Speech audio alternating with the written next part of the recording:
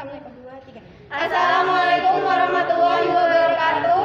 Di sini kami dari kelompok 1 ingin mempresentasikan tentang alat-alat peredaran darah dan proses peredaran darah. Perkenalkan, nama saya Nur Aisha Wulandari, absen 29. Perkenalkan, nama saya Sania Safira Salsabila, absen 35. Perkenalkan, nama saya Muhammad Iqbal Wiradharma, absen 24. Perkenalkan, nama saya Mutiara Isna Maulidia, absen 27. Perkenalkan, nama saya Mufidatul Laini, absen 26 dari kelas 11 IPA 1. Assalamualaikum warahmatullahi wabarakatuh. Perkenalkan, nama saya Raditya Abel Maulana, nomor absen 30 dari kelas 11 IPA 1. Darah dapat disirkulasikan ke seluruh tubuh karena adanya alat peredaran darah, yaitu jantung dan pembuluh darah. Bagian-bagian jantung Ada vena cava superior, aorta, arteri pulmonalis kiri, vena pulmonalis kiri, serambi kiri, arteri koroner kiri, bilik kanan, vena cava inferior, arteri koroner kanan, serambi kanan, vena pulmonalis kanan, arteri pulmonalis kanan.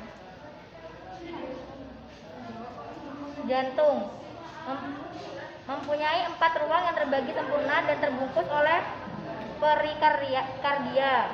Jantung terdiri dari 4 ruang, yakni 2 serambi dan 2 bilik. Serambi juga dapat berfungsi sebagai pompa yang lemah. Bilik memberi tenaga yang mendorong darah ke paru-paru dan sistem sirkulasi tubuh. Jantung dipengaruhi oleh saraf simpatik dan parasimpatetik. Cara kerja jantung. Otot-otot jantung bekerja dengan sendirinya atau berkontraksi tanpa menurut kehendak kita. Manusia normal biasanya jantung berkontraksi 72 kali setiap menit dan memompa darah 60 cm3. Siklus jantung terdiri dari periode relaksi yang dinamakan diastol. Periode kontraksi dinamakan sistol. darah yang dipompa keluar jantung memiliki kekuatan dan kecepatan mengalir. Dilanjutkan oleh pembuluh nadi, tekanan darah diukur dengan tensimeter, sphygmomanometer. Orang dewasa yang sehat, sistol 120 mmHg dan diastol 80 mmHg. Ada 2 macam peredaran darah ganda, yaitu peredaran darah besar dan peredaran darah kecil. Peredaran darah besar dari jantung bilik kiri menuju aorta dan disalurkan ke seluruh tubuh dan memasuki vena cava superior dan inferior dan balik kembali melalui jantung. Peredaran darah kecil dari jantung bilik kanan menuju arteri pulmonalis, lalu ke paru-paru, vena pulmonalis, dan kembali lagi ke jantung, atrium kiri.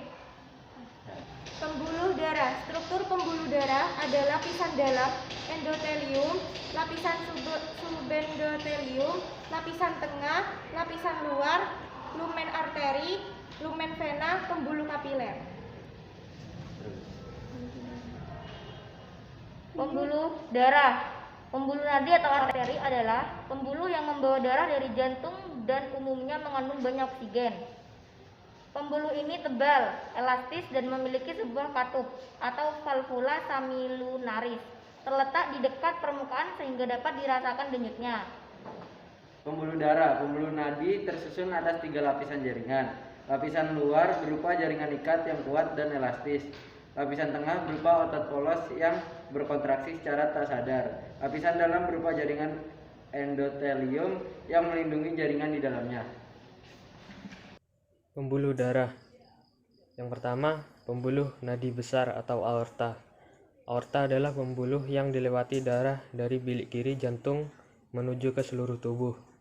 Aorta bercabang-cabang dan disebut pembuluh nadi atau arteri. Arteri bercabang-cabang disebut arteriola.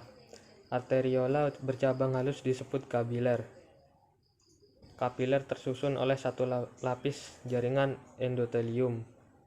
Kapiler-kapiler yang akan saling kapiler-kapiler akan saling bertautan dan berhubungan dengan kapiler vena yang dinamakan venula.